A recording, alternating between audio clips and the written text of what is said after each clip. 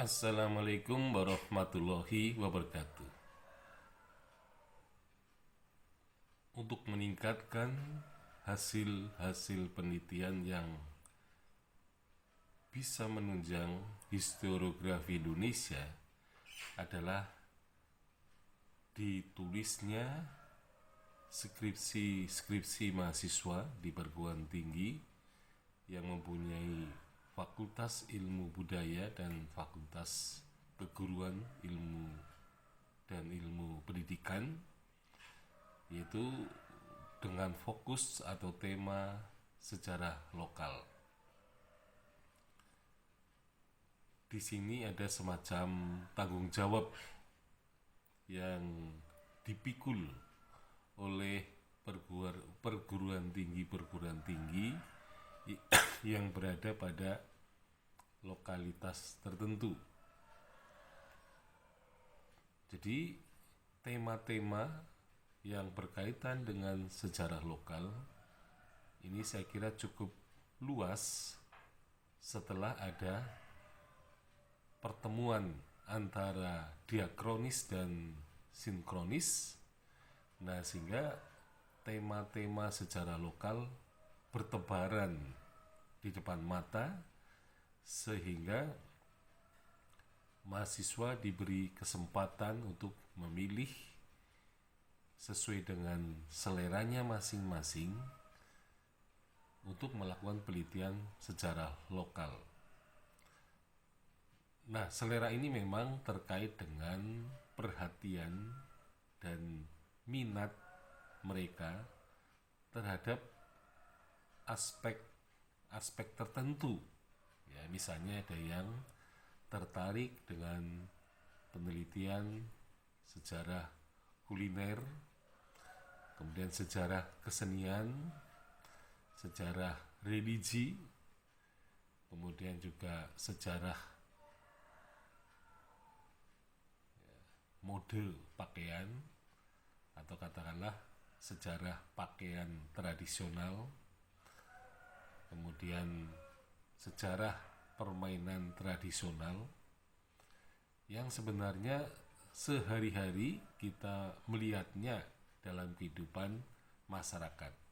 Jadi sebenarnya kalau kita kaji kehidupan masyarakat Indonesia di lokalitas itu mempunyai keberagaman yang sebenarnya memungkinkan seorang sejarawan atau calon sejarawan untuk memilih tema-tema yang menarik baginya.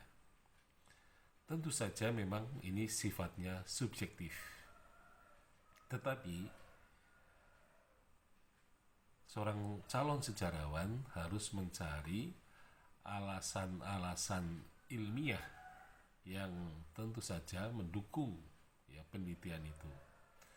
Jadi sejarah sebenarnya, terutama sejarah lokal, mempunyai atau memberikan kesempatan, karena sejarah lokal pun kalau dilihat dengan serius ternyata bisa jadi sejarawan atau calon sejarawan tidak akan kehilangan masalah penelitian, topik-topik, dan tema-tema.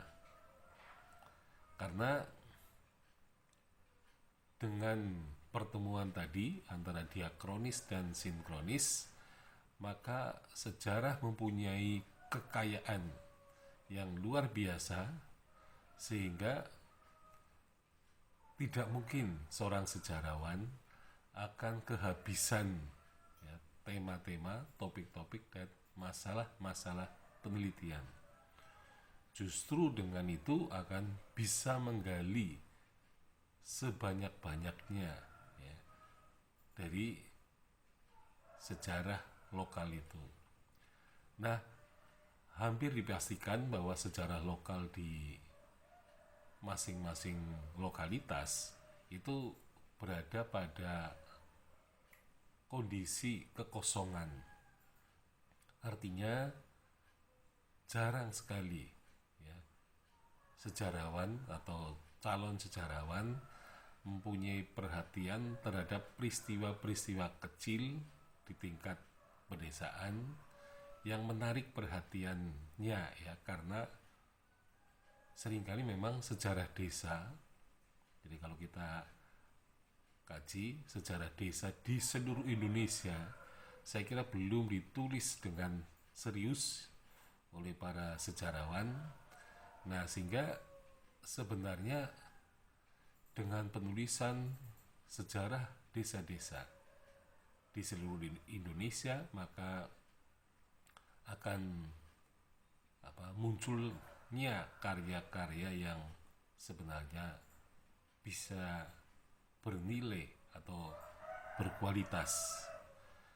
Nah, memang kita bisa melakukan penelitian yang kontemporer, ya, pada masa kini. Kehidupan masyarakat pedesaan yang tentu saja ketika melihat masa lampaunya yang jauh, memang harus dilakukan terhadap penelitian sejarah lisan sepanjang para narasumber atau yang berupa penyaksi dan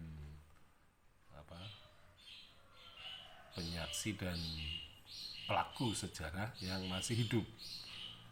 Nah, tetapi bisa juga ketika kita melihat, ya, sejarah yang lebih tua, tentu saja tradisi lisan ini menjadi suatu fokus yang harus dilakukan. Jadi kalau misalnya kita tidak menggunakan tradisi lisan, maka sumber-sumber pada masa lampau itu memang di pedesaan itu tidak banyak, ya, kecuali pada zaman Belanda misalnya ada laporan mengenai desa-desa yang dilakukan oleh pemerintah kolonial Belanda, ya, jadi itu mungkin ada arsip-arsipnya. Tetapi kalau di desa itu belum ada laporan-laporan yang ditemukan pada arsip nasional, maka sumber tradisi lisan bahkan mungkin folklore yang lebih tua itu bisa dipakai, ya, untuk melihat, ya, misalnya asal usul atau sejarah desa yang selama ini memang tidak pernah diungkap. Jadi sebenarnya di desa-desa juga banyak tokoh-tokoh terkenal pada masa lampau, dan tokoh-tokoh itu sudah berubah dari tokoh-tokoh sejarah menjadi tokoh-tokoh legendaris, ya. Jadi seorang sejarawan sebenarnya bisa mengungkap tokoh-tokoh di pedesaan untuk kajian, yaitu, ya, terutama kajian yang bersifat biografis, ya. Jadi sekarang sudah banyak orang menulis kajian-kajian atau penelitian-penelitian yang berbau biografis. Jadi biografis tokoh, ya, ada biografi intelektual, biografi politik, gitu, dan biografi bermacam-macam. Nah, itu saya kira bisa dikembangkan dalam penelitian sejarah, terutama untuk mengungkap tokoh-tokoh legendaris, ya. Jadi karena tokoh ini tidak terjangkau dalam penelitian sejarah sebelumnya, maka lama-kelamaan tokoh ini menjadi legenda di kalangan masyarakat. Jadi sebenarnya kita tidak bisa mengabaikan folklore, mengabaikan tradisi lisan di dalam penelitian sejarah lokal, karena memang nenek moyang kita, ya, itu hanya bisa mewariskan, ya, historiografi tradisional. Jadi kita tidak bisa menuntut mereka untuk mewariskan arsip-arsip, gitu, ya, karena di desa-desa, di lokalitas, memang kesadaran untuk menyimpan arsip masih sedikit. Bahkan kemungkinan besar budaya literasi itu belum kuat di kalangan mereka. Nah, sehingga memang kita tidak akan menemukan misalnya dokumen-dokumen pribadi misalnya, karena mereka tidak menuliskannya ya. Jadi memang pada masa-masa kolonial ada mungkin desa-desa yang memori kolektifnya cukup besar ya, contohnya misalnya kalau kita bertanya kepada masyarakat, ternyata masyarakat masih bisa menyebutkan misalnya 20 kepala desa yang pernah memerintah. Nah, ini cukup, walaupun itu sumbernya folklore atau tradisi lisan, tetapi ini bisa dimanfaatkan untuk misalnya penulisan sejarah lokal di tingkat pedesaan. Jadi pada dasarnya sejarah desa-desa di Indonesia ini berada pada situasi kekosongan yang memang perlu harus dimulai oleh para calon-calon sarjana, calon-calon sejarawan untuk mengungkap sejarah pedesaan di Indonesia, sehingga di kemudian hari sejarah-sejarah desa itu sangat penting, terutama untuk menyelesaikan masalah-masalah yang berkaitan dengan tradisi atau kebiasaan-kebiasaan yang baik. Jadi orang desa ketika ada masalah selalu berpikiran ono rembuk dirembuk ya, ada masalah harus didiskusikan sehingga kemudian terjadi pemecahan masalah dan tidak perlu dibawa ke ranah hukum ya, ke pengadilan.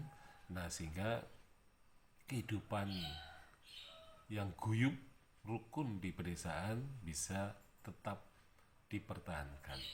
Sekian, assalamualaikum warahmatullahi wabarakatuh.